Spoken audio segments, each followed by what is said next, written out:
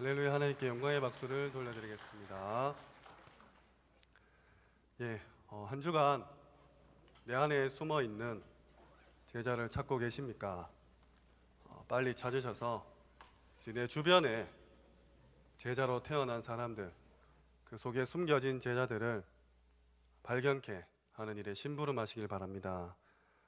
그리스도를 누리시고 그 안에 비밀을 찾아 누리시고 모든 것을 누리시고 이제 나를 드리는 그 삶까지 누리시길 소원합니다. 오늘 욥기서는 어찌하여 의인이 고난을 당하는가, 또 악인이 형통한가, 그렇다면 하나님은 지금 살아 계신가, 거기에 대한 질문을 답하고 있습니다. 동방의 의로운 부자였던 욥을 두고 그 욥의 고난이 찾아왔을 때 그 친구 3명이 찾아와서 위로를 하는, 또 변론을 하는, 그리고 하나님께서 나타나서 계시하는 그런 구성이 되어 있습니다. 이 본서를 통해서 하나님의 섭리는 오묘하며 또 절대적으로 선하다는 사실을 보여줄 뿐만 아니라 하나님께서는 절대 주권자이시기 때문에 우리 인간은 오직 그분 앞에 감사와 찬양을 돌릴 뿐이라는 사실을 명백히 교훈하고 있습니다. 그러나 이 사실을 방해하는 존재가 있습니다. 욥기서 1장 6절에서 12절에 나타난 사탄이죠. 성경에서만 밝히고 있습니다. 그래서 우리는 사탄의 전략을 알기만 해도 승리할 수 있습니다. 이 사탄은 천지가 창조된 그 처음부터 나타났습니다. 창세기 1장 2절에 흑암과 공허와 혼돈 속에서 그 존재를 나타내고 있습니다. 그리고 3장 5절에 아담과 하와를 무너뜨리기 위해서 뱀 속으로 들어가서 인간을 유혹하고 넘어뜨렸습니다.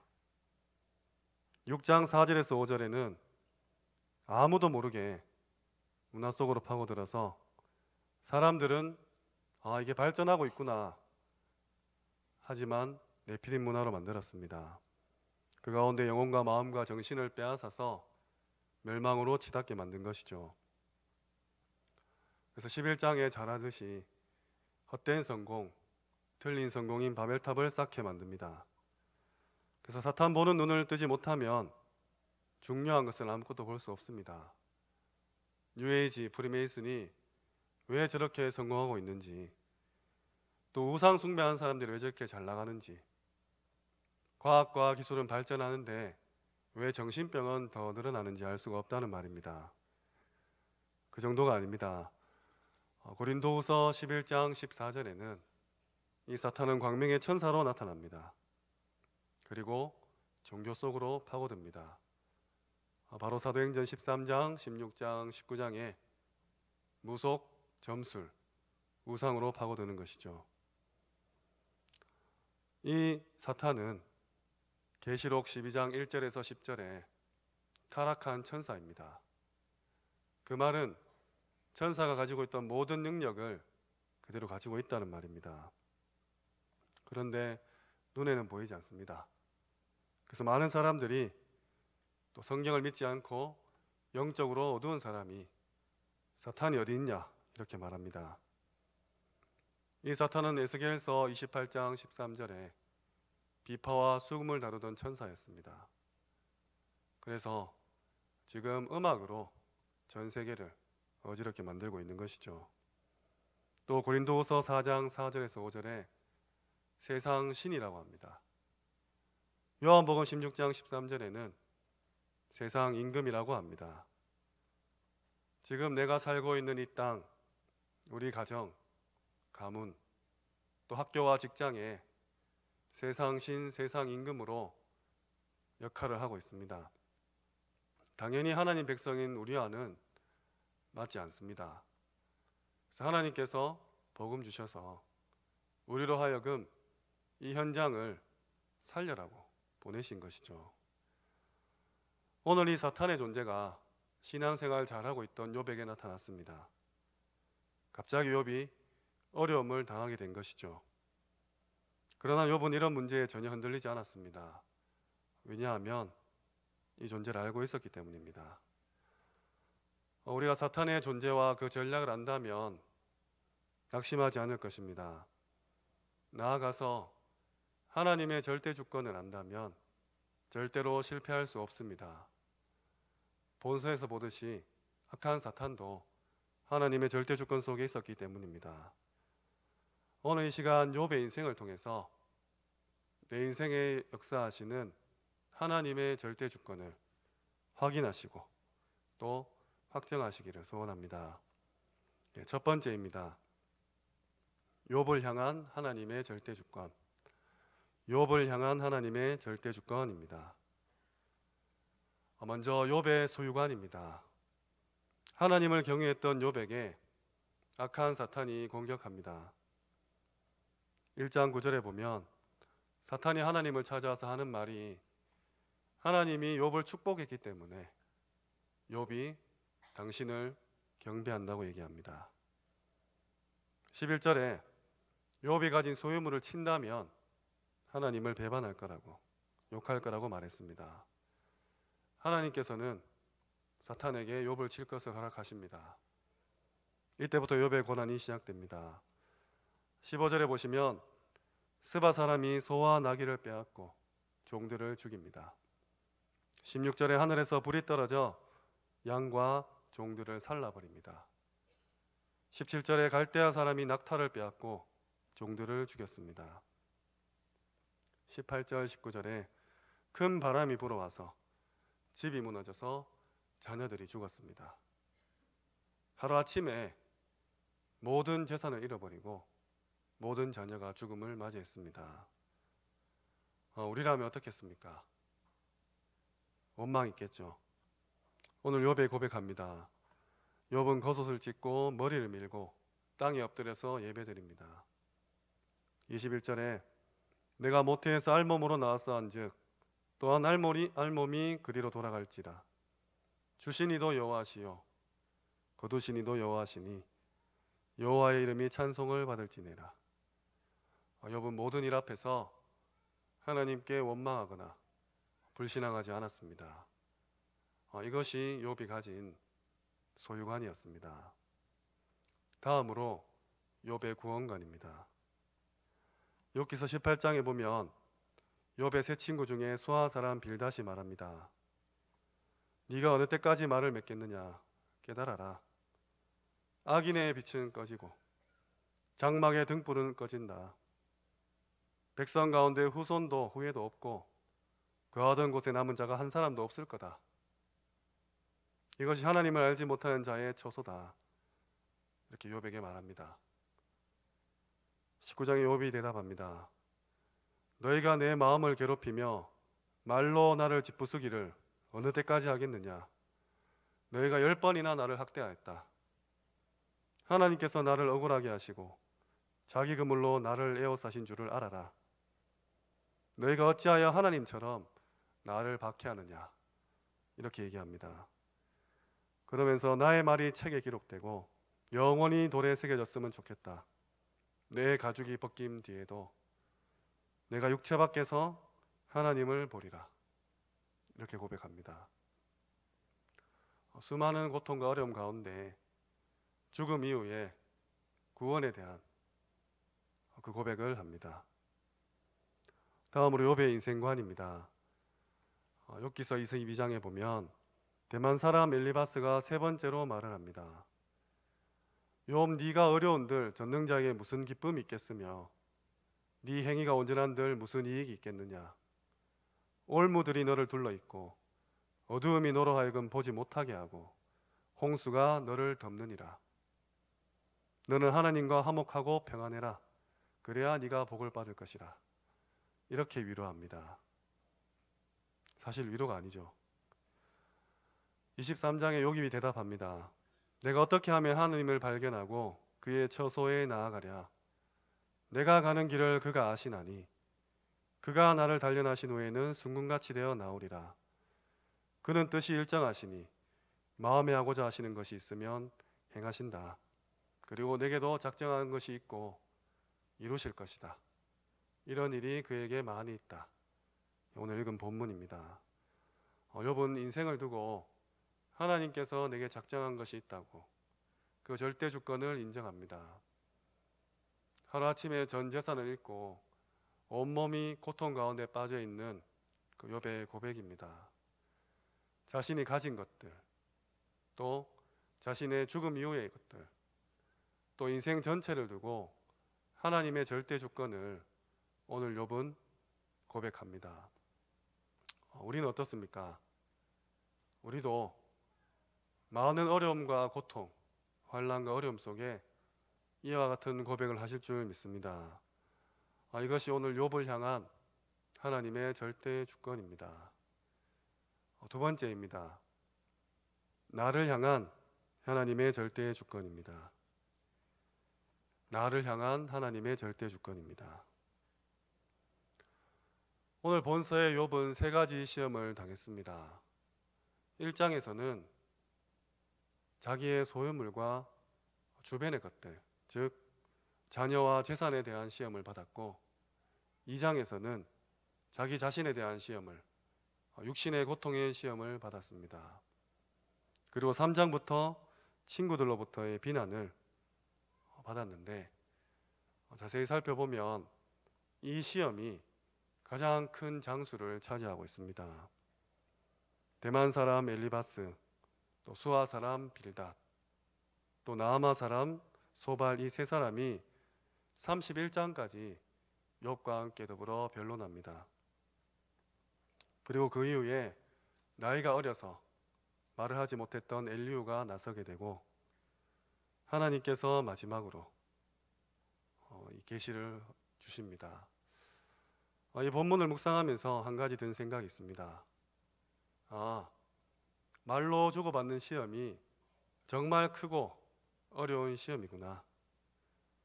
재산을 다 잃고 자녀도 다 잃고 온몸이 병들어도 단번에 승리했는데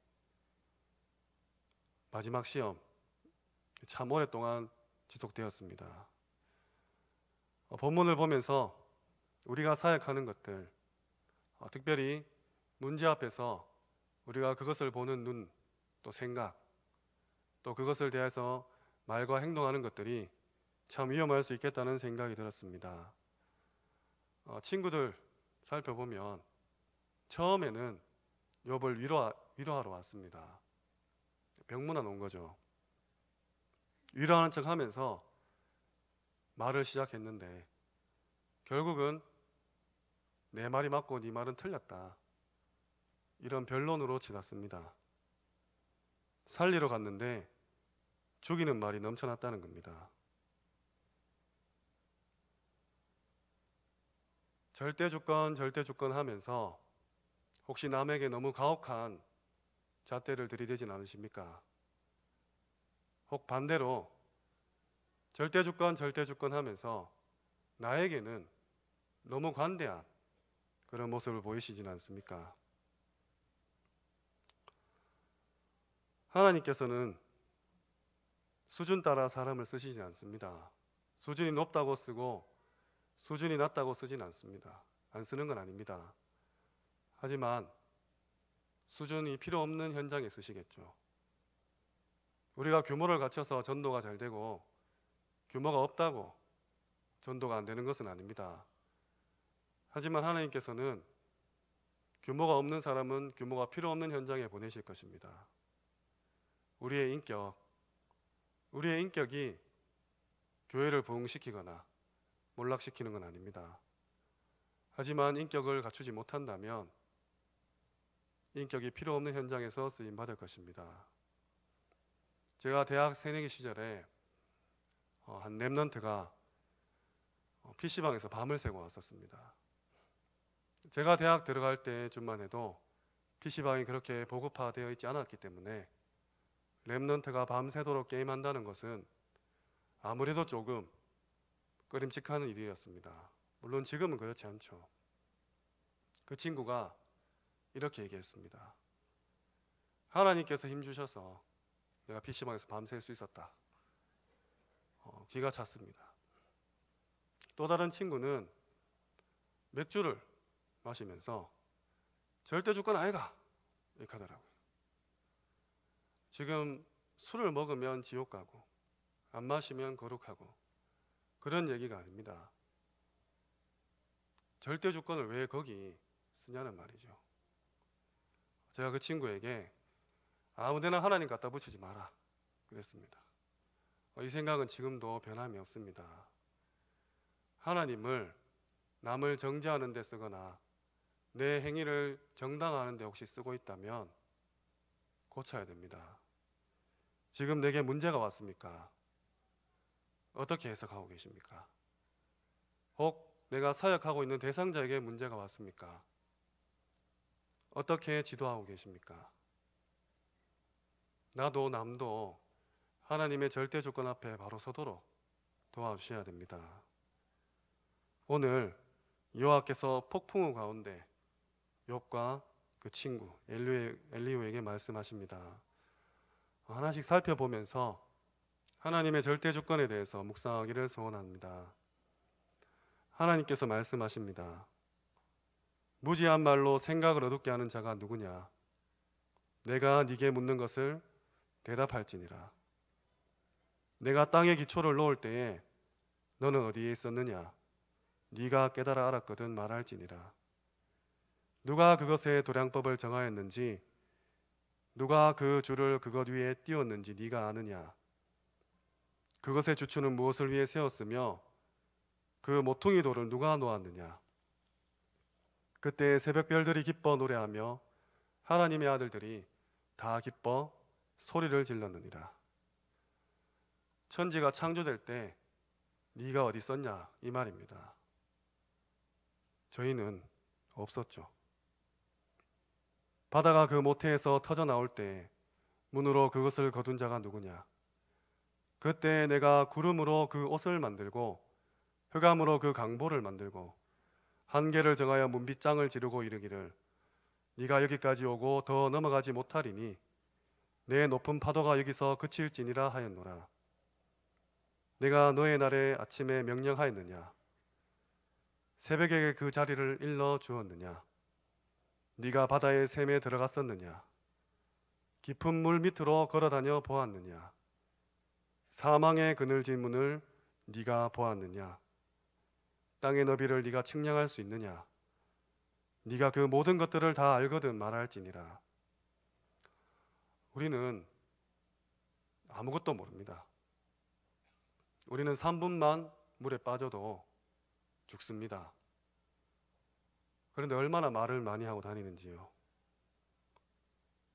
어느 것이 광명으로 있는 곳으로 가는 길이냐? 어느 것이 흑암이 있는 곳으로 가는 길이냐? 네가 눈 곳간에 들어갔었느냐? 우박 창고를 보았느냐? 누가 홍수를 위하여 물길을 터주었으며 우레와 번개길을 내어주었느냐? 누가 사람 없는 땅에 사람 없는 광야에 비를 내리며 황무하고 황폐한 토지를 흡족하게 하여 연한 풀이 돋아나게 하였느냐? 비에게 아비가 있느냐? 이슬방울은 누가 낳았느냐? 얼음은 누구 태에서 났느냐? 공중의 서리는 누가 낳았느냐? 네가 별자리들을 각각 제때에 이끌어낼 수 있으며 북두성을 다른 별에게로 이끌어갈 수 있겠느냐? 네가 하늘의 궤도를 아느냐? 네가 너의 목소리를 구름에까지 높여 넘치는 물이 네게 덮이게 하겠느냐? 번개가 너에게 우리가 여기 있나이다 하게 하겠느냐? 웃긴 말이 있습니다. 기상청에서 소풍 갈 때 비가 온다 이런 말이 있죠. 우리는 자연 앞에서 굉장히 무기력한 존재입니다. 천재지변 앞에서 나약한 존재입니다. 태풍이 오면 속수무책으로 당하고 지금은 또 미세먼지로 고통받고 있습니다. 우리가 할 수 있는 거라고는 핸드폰으로 일기예보 보고 마스크 끼는 게 전부죠. 하나님 앞에서 우리는 이렇게 나약한 존재입니다. 네가 사자를 위하여 먹이를 사냥하겠느냐? 젊은 사자의 식욕을 채우겠느냐? 사한 염소가 새끼 치는 때를 네가 아느냐? 안사슴이 새끼 낳는 것을 네가 본 적이 있느냐? 누가 들나귀를 놓아 자유롭게 하였느냐? 누가 빠른 나귀에 매인 것을 풀었느냐? 말의 힘을 네가 주었느냐? 그 목에 흩날리는 갈기를 네가 입혔느냐? 매가 떠올라서 날개를 펼쳐 남쪽으로 향하는 것이 어찌 너의 지혜로 말미암으이냐? 독수리가 공중에 떠서 높은 곳에 보금자리를 만드는 것이 어찌 너의 명령을 따름이냐? 그것이 낭떠러지에 집을 지으며 뾰족한 바위 끝이나 험준한 데서 사느니라. 하나님께서 수많은 피조물을 지으셨습니다. 우리는 때때로 이 피조물보다 훨씬 더 나약한 육신을 가지고 있죠. 그리고 저 깊은 정글이나 심해 속 어떤 생물이 있는지 알지도 못합니다. 우주가 어떻게 창조되고 얼마나 넓은지 과학기술이 발전했지만 아직 밝혀내지 못하고 있습니다. 하나님께서 만든 것도 우리가 알지 못하는데 우리가 감히 하나님을 헤아리고 있는 것이죠. 어떤 한 사람이 하나님이 어딨냐 내게 보여라 했답니다. 그래서 옆에 있는 성도가 저 태양을 한번 바라봐라. 볼 수가 없죠. 저걸 어떻게 보냐고. 니는 하나님이 만드신 태양도 못 보면서 어떻게 하나님을 보려 하느냐. 또 어떤 한 사람은 바닷가 모래사장에서 구덩이를 파고 바닷물을 옮기고 있었답니다. 그래서 지나가는 사람이 당신 뭐하냐 하니까 내가 바다를 이 옆으로 옮기고 있다. 안 되는 이야기죠. 우리의 짧은 생각과 경험과 그런 체험들, 우리가 했던 작은 사역들, 하나님 앞에서, 하나님의 역사 앞에서 겸손해야 됩니다. 네가 내 공의를 부인하려느냐? 네 의를 세우려고 나를 악하다 하겠느냐? 네가 하나님처럼 능력이 있느냐? 오늘 하나님께서 욥과 세 친구에게 또 우리에게 말씀하셨습니다. 이런 하나님께서 지금 지구를 운행하고 계십니다. 나를 구원하시려고 그리스도를 보내셨고 자녀 삼으셨습니다. 그리고 지금 나와 함께하고 계십니다. 지금 내게 문제가 왔습니까? 어떻게 해석하고 계십니까? 지금 내가 사역하고 있는 대상자에게 문제가 왔습니까? 어떻게 지도하고 계십니까? 말씀을 맺겠습니다. 오늘 욥이 회개합니다. 욥기서 42장 5절에 내가 그동안은 주께 대하여 귀로 듣기만 하였는데 이제 눈으로 주를 배웁니다. 저도 이 본문을 읽으면서 조금 이 기분을 느낄 수 있었습니다.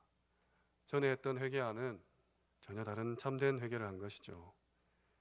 그리고 하나님께서 그 친구들에게 노하십니다. 너희가 나를 가리켜 한 말이 내 종 욥이 고백한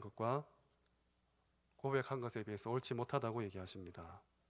그래서 욥에게 너희를 대신해서 번제를 드리면 너희 세 친구의 우매함을 내가 벌하지 않겠다 합니다. 욥은 하나님 말씀대로 행하였고 하나님께서는 친구들의 죄를 사하고 욥의 모든 공경을 돌이키시며 갑절에 축복을 허락하십니다. 내게 작정하신 것, 내게 작정하신 것. 하나님의 뜻은 일정하십니다. 오늘 읽은 본문처럼 아무도 돌이킬 수 없습니다. 또 하나님께서 마음에 하시고자 하는 것이면 그 누구도 막을 수 없고 하나님은 기필코 이루십니다. 그 하나님께서 지금 나에게 작정한 것이 있음을 아셔야 됩니다. 또 이런 일이 그에게 많다고 했습니다. 그러면 하나님께서 우리에게 고난을 주셔서 그 고난을 통과해야 우리가 이 축복을 받는 것입니까? 고생을 실컷 하고 그것을 참고 견뎌야 이 응답을 주십니까? 그렇지 않습니다. 죄를 지어 고난을 받는 자든 아무 이유 없이 고난 받는 자든 세상의 모든 인생은 어떤 환경에 처하든지 하나님의 절대 주권 인정하고 하나님을 바라보아야 합니다. 이 사실을 악한 사탄이 방해합니다. 우리의 관계나 감정을 통해서 혹 내 경제와 생활을 통해서 교묘하게 속입니다. 아니면 내 수준과 경험을 통해서 놓치게 만듭니다. 그때 명령하시기 바랍니다. 오직 강단 구절처럼 사탄아 물러가라 고백하시기 바랍니다. 우리가 문제를 당했을 때나 어떠한 중요한 일을 풀어나갈 때 성경 전체를 보고 내 인생 전체를 보시기 바랍니다. 만약 우리가 80세까지 산다면 지금 이것은 간증거리입니다. 우리가 살아가는 과정 중에 하나의 점일 뿐입니다. 그렇다면 지금 나는 하나님 앞에서 또 사람 앞에서 증인으로 증거거리 만드는 시간입니다. 그래서 하나님 앞에 기도하는 것이며 내 인생의 작품을 찾아내는 것입니다. 여기에서 모든 힘을 회복하시고 하나님과 함께 하심을 누리시면 됩니다. 하나님께서는 나를 제자로 작정하셨습니다. 모태에 짓기 전에 이미 작정하셨습니다. 남은 삶은 제자 세우고 제사 파송하라고 그렇게 작정하셨습니다. 오직 그리스도로 결론 나도록 작정하셨고 오직 하나님 나라 이루도록 작정하셨습니다. 오직 성령으로 237개 나라 살리는 이방인의 뜰로 작정하셨습니다. 그리고 이를 후대가 그대로 계승하도록 또 작정하셨습니다. 주님 오시는 그날까지 이 운동이 변질되지 않도록 작정하셨습니다. 그리고 이 작정은 하나님 당신께서 친히 이루실 것입니다. 절대 주권으로 또 강권적으로 불가항력적으로 이루실 것입니다. 이런 일이 그에게 많이 있느니라. 남은 한 주간 이 언약 붙잡으시고 승리하시기를 주님의 이름으로 축원합니다. 기도하겠습니다. 하나님 감사합니다. 오늘 욥의 인생을 보며 하나님의 절대 주권을 인정하게 하시고 우리를 볼 때 또 다른 귀한 성도를 볼 때 하나님께서 어떤 일을 작정하셨는지 거기에만 초점 맞추는 귀한 응답 또 영안 지혜 허락하여 주옵소서. 예수님 이름으로 기도합니다. 아멘.